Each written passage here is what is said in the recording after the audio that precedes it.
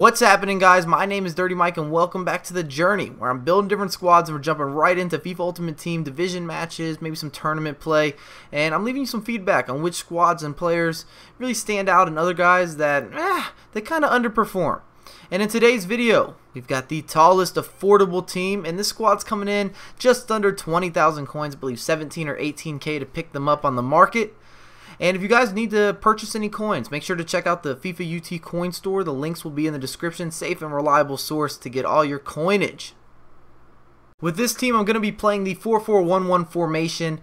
And I thought last year it was a little bit subpar, underachieved. However, my opinion has changed. I've talked a little bit about the 4-4-2 looking good so far in FIFA 14. And the 4-4-1-1 I think is also very consistent on the defensive end. And it offers you a couple different ways to go forward. Whether you're using the wings or you're looking to counter quickly, I think it gives you some options. And if you're going to use the 4-4-1-1, I don't recommend two slow strikers like I've got going on here with Crouch and Traore. Neither of them really have that blow-by pace, but they are huge, so I had to have them in a team together. And we're looking at a hybrid here between the BPL and the Russian League, and it would be great if you could drop a comment. Let me know who are your favorite tall players to use in Ultimate Team. As we go get into the first match, my opponent's got a non-rare Spanish squad. We whip in a corner kick, and look at the distance on that. Great goal by Crouch. And that's something I've been working on a lot with different tutorials. I've been developing them. Should probably have a couple out by this weekend.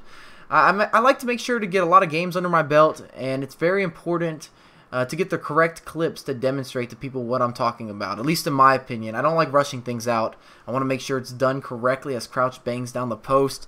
And I've got a lot of love for Peter. I don't know what it is. Each year I use him, and he does a lot of good things for me as he finishes with the off foot. So let's talk about this team a little bit.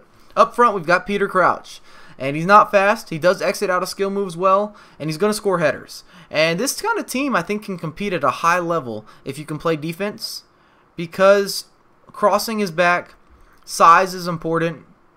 I know with the update, speed has now become a more important aspect than it was prior to the update, but trust me, size is still very relevant.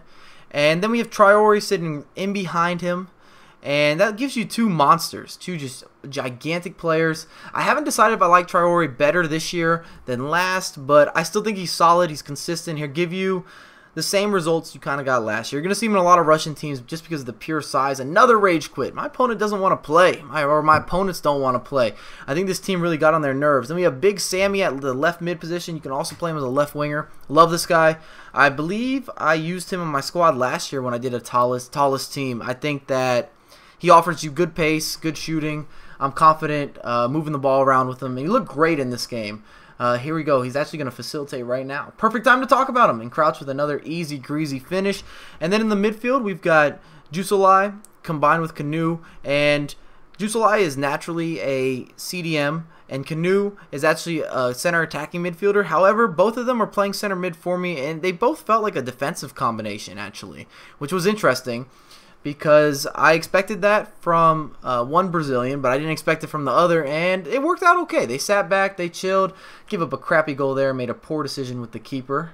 As we chip it through to Crouch, outside of the boot finish. I love that animation, looks outstanding. Incredible job with some of the shooting animations this year. I think I spoke about it in one of my previous videos, but the power shooting, the placement, the chip shot, everything looks on point in terms of the player movements when you're finishing. As we get another chip here to Crouch. What's he got on the books? Off foot. And I just feel very confident using Crouch. Both feet.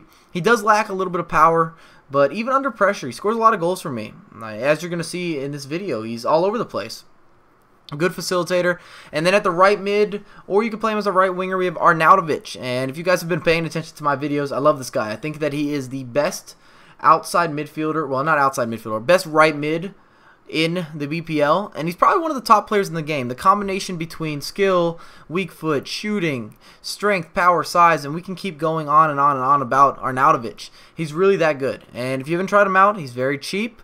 Pick him up and drop me some feedback. I just love using him, and I think that he is so much better than Ben Arfa and some of his competing players at that outside midfielder position in the BPL.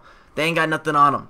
And then in the defense, and this is always interesting, is as we can see it, and it's too bad in this last game, my opponent just had such a better team than I did.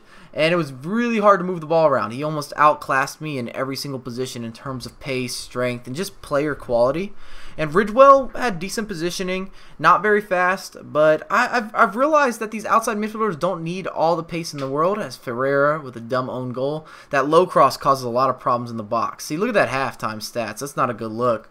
Then we have Naldo and Antonio Ferreira, both commonly used players. Ferreira out of position a lot, but I thought that Naldo was actually solid. He covered up a lot of mistakes Ferreira made. He's kind of aggressive. He doesn't have great defending stats, Ferreira, and you don't know what you're going to get out of him. But he is strong, he is fast, and he is big.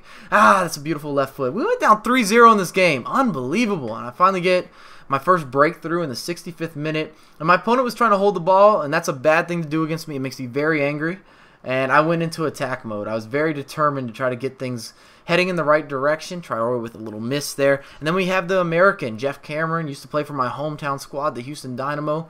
In the 80th minute, we got 10 minutes left, and he was trying to hold it in the back. Definitely don't do that to me. And we got the 90th minute. Look at Arnautovic being clutch. He's like, look, dude, I'm bigger than you. I'm going to make things happen. He steals it off of him. Traore, and there's the goal. And I mean, I wanted to send this guy a message ASAP. I hit him with the robot and everything. I just hate when people hold the ball. And in goal, we have Benaglio. Or Benaglio. I could be saying it incorrectly. I don't know if he was great or if he wasn't that good. He didn't get tested enough, to be honest, to give you guys really a full opinion about it. But if you enjoyed the video, make sure to drop a thumbs up, subscribe to my channel, and follow me on Twitter at Mike9USA. I have a lot more content come for you ASAP. Spin fire like a mo, making drag, and my life is like a movie, no acting, lights, camera, action.